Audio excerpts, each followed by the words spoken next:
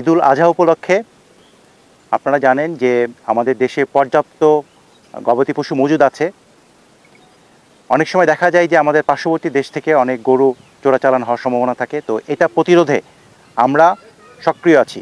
Ramgarh battalion তার দায়িত্বপূর্ণ এলাকায় কোনোভাবেই কোনো গরু চোরাচালান যাতে না হয় সেটার ব্যাপারে আমরা আপনার কেয়ারফুল আছি। এবং ঈদের পরবর্তীতে আপনার একটা চামড়া পাচারের সম্ভাবনা থাকে, আমরা সেটার ব্যাপারেও সতর্ক থাকব। আমরা কোনোভাবেই আমাদের এখান থেকে কোনো গরুর চামড়া যাতে পাচার না হয় সেটা আমরা সমস্ত বিপিগুলোকে আমরা অ্যালার্ট আছি আমরা এটা যে কোনো মূল্যে আমরা প্রতিরোধ করব। এছাড়াও আপনারা জানেন যে ইদানিং একটা পুশিনের একটা সম্ভাবনা আছে।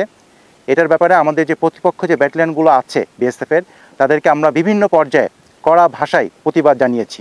আমরা বিজিবি সতর্ক অবস্থায় আছি, যে কোনো মূল্যে আমরা আমাদের এই রামগড়ের দায়িত্বপূর্ণ যে এলাকা আছে এখানে আমরা পুশিনগুলা প্রতিরোধ করব।